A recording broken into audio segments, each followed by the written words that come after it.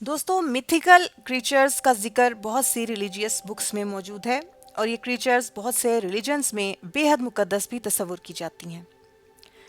आज के ज़माने में भी हम इनका जिक्र सुनते रहते हैं, लेकिन दोस्तों असल हैरानी की बात तो ये है कि जब ये डिस्कवर होता है कि ये सारी क्रीचर्स हकीकत में प्री हिस्टोरिक अर्थ का ही हिस्सा थे।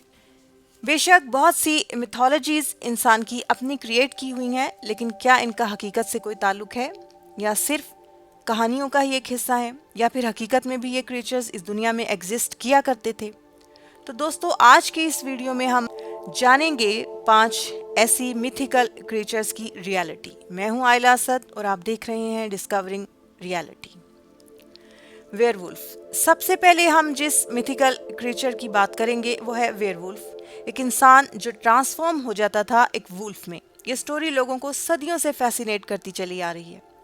अकॉर्डिंग टू लेजेंड्स, एक वेयरवुल्फ ट्रांसफॉर्म होता था फुल मून नाइट में। उसकी बॉडी बहुत ज़्यादा स्ट्रॉन्ग और टॉल हो जाती थी और उसका जिस्म वुल्फ की तरह फर से कवर्ड हो जाता था।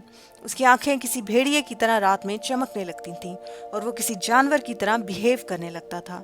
कुछ मिथ्स के अकॉर्डिंग अगर इस कंडीशन में वेयरवुल्फ किसी को काट ले तो वो भी उसी के जैसा बन जाता था। दोस्तों, इस कहानी की इब्तिदा हुई एंशियंट ग्रीस से।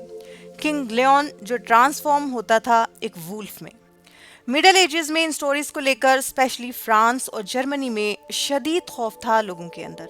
इंटरेस्टिंग बात यह थी कि जो आदमी वेयरवुल्फ में ट्रांसफॉर्म होता था उसको इस ट्रांसफॉर्मेशन के बारे में कुछ भी याद नहीं रहता था। क्या ये वेयरवुल्फ हकीकत में एग्जिस्ट करते थे? साइंस इस चीज को नहीं मानती, लेकिन कुछ साइकोलॉजिकल कंडीशंस ऐसी हैं जिनमें इंसान किसी बीस्ट की तरह बिहेव करता है। क्लिनिकल लाइकेन थेरेपी ये एक ऐसी कंडीशन है जिसमें पेशेंट ये समझने लगता है कि वो एक बीस्ट है और वो ट्रांसफॉर्म हो सकता है किसी एनिमल में, स्पेशली वुल्फ। ये एक बहुत रेयर कंडीशन है और इसे इल्यूजनल मिस आइडेंटिफिकेशन सिंड्रोम कंसिडर किया जाता है। दोस्तों, जायंट सरपेंट्स या स्नेक्स सिर्फ किसी एक मिथोलॉजी में ही फेमस नहीं है, बल्कि नॉर्स मिथोलॉजी, इजिप्शियन और हिंदुइज्म में भी देखने को मिलते हैं। नॉर्स मिथोलॉजी में यॉर्मनगैंडर जैसा जायंट सरपेंट मिलेगा और इजिप्शियन मिथोलॉजी में हमें एपोफिस जैसा जायंट स्नेक मिलता है, और ये इन सबसे पुराने हिंदू रिलीजन में भी वसुकी नाम का जायंट स्नेक देखने को मिलता है। दोस्तों, ये स्नेक्स रियलिटी में भी एग्जिस्ट करते थे, स्पेशली टाइटानोबुआ और वसुकी इंडिकस। टाइटानोबुआ की लंबाई 42 फीट थी और वासुकी इंडिकस की 50 फीट तक थी। ये दोनों अपने ज़माने के बहुत बड़े प्रेडेटर्स में से थे जो किसी भी जानवर को बड़ी आसानी से निगल लिया करते थे। टाइटेनोबुआ आज के साउथ अमेरिका में पाए जाते थे, जबकि वासुकी इंडिकस के फॉसिल्स इंडिया के गुजरात स्टेट से डिस्कवर हुए। यानी ये प्री हिस्टोरिक सब कॉन्टिनेंट में पाए जाते थे, इसीलिए इसका नाम हिंदुइज्म के स्नेक वासुकी से लिया गया है। लेवाइथन। लेवाइथन असल में किसी सी मॉन्स्टर या जायंट सरपेंट को कहा जाता है। बाइबल में लेवाइथन को एक जायंट सी मॉन्स्टर के तौर पर डिस्क्राइब किया गया है जो तबाही और बर्बादी की अलामत है।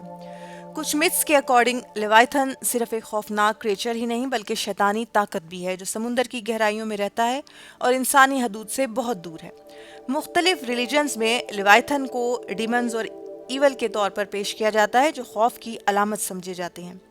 मॉडर्न दौर में लेवाइथन हॉरर मूवीज और वीडियो गेम्स में एक सिंबल बन चुका है जो समुद्र की गहराइयों में रहने वाले तमाम जायंट मॉन्स्टर्स में सबसे ज्यादा खौफनाक है। आज के इस मॉडर्न एज में क्या लेवाइथन एग्जिस्ट करता है?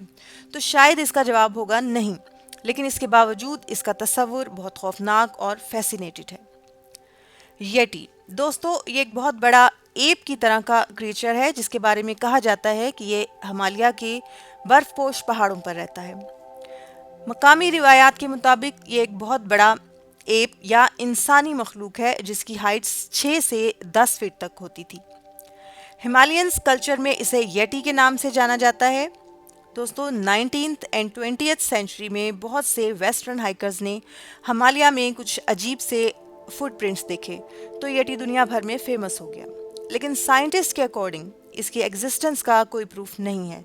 ज्यादातर निशानात रीछ या दूसरे जानवरों के थे। यूनिकॉर्न। दोस्तों, यूनिकॉर्न का सबूत सबसे पहले इंडस वैली सिविलाइजेशन की सील्स से मिलता है और बहुत से लोगों का ख्याल है कि ये सिर्फ एक मिथोलॉजिकल क्रीचर है, लेकिन दोस्तों आज से 40,000 साल पहले आइस एज में एक जाइंट हॉर्न वाले राइनोस घूमा करते थे, इलाज्मोथेरियम।